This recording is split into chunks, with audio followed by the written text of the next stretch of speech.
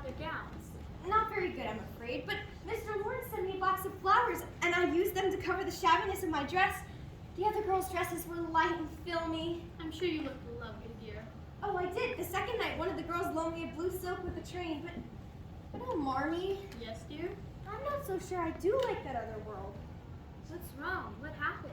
Well, whenever my flowers came in, I overheard Mrs. Moffat say that you, Marmee, were playing your cards right to get me married off to a wealthy man. They thought the flowers were from Laurie. I told him that he was closer to Joe's age than mine, but it didn't make a difference. Perhaps it was unwise to allow you to go among people whom I knew so little about. They must have very worldly ideas about young people. Oh, no. It's all right. I'll forget the bad and only remember the fun. I'll forget that I let them frizzle my hair and that I drank champagne and flirted with the boys. It was altogether abominable. It was nice to be admired and praised, and I can't help but saying that I liked it. Mrs. Moffat was partially right.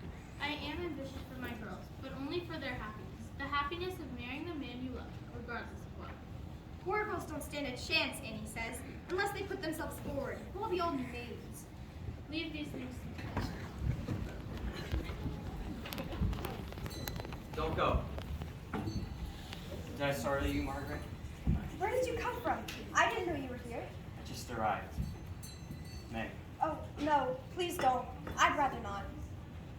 I want to know if you care for me, Meg. I love you so much. That's not what you said in your letter. Because it was something best said in person. You think me a silly, vain creature who sent you that letter just to test you. I think nothing of the sort. Does this look like a man who isn't in love? That's my handkerchief, the monogrammed one that Mother gave me on my 16th birthday. It's the one I found the first time I spoke to you, full smudge and all. Oh, how awful I look dressed up as a witch. I kept that piece of linen because it belonged to you, Meg. Tell me there's some hope. Tell me you can learn to love me. Allow me to think about it. Oh, here comes Aunt March.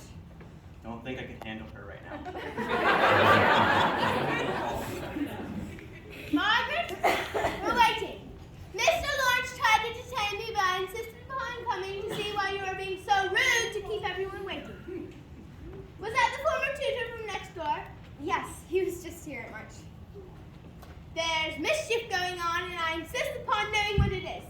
You don't intend to marry him, do you? Because if you do, not one penny of my money ever goes to you.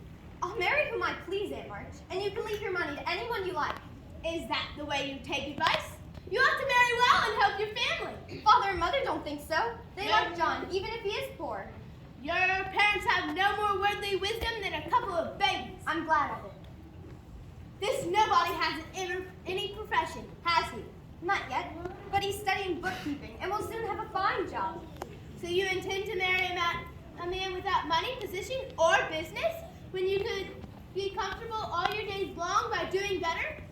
I could do better if I waited half my life.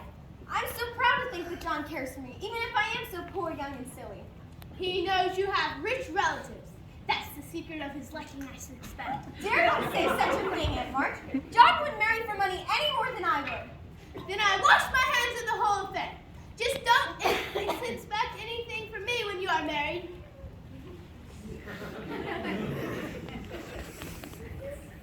Thank you for defending me, Meg.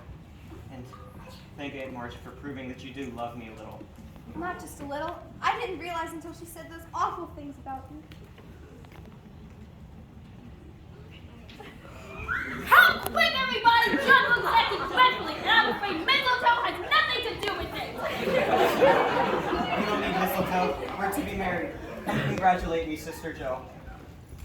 I must.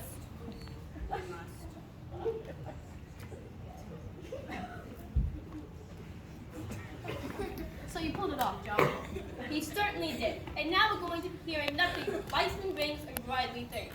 All those will be interesting to you, too. Never.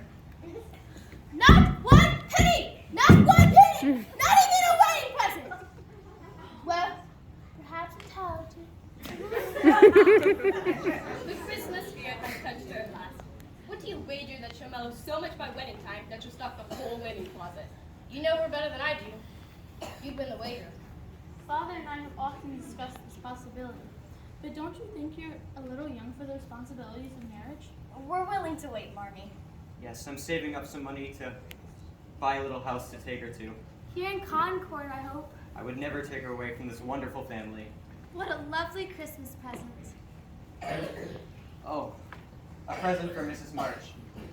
The Reverend has been given a furlough and will be coming home on the evening train. I knew that this would be the best Christmas in the whole world. Something special happening to each of us.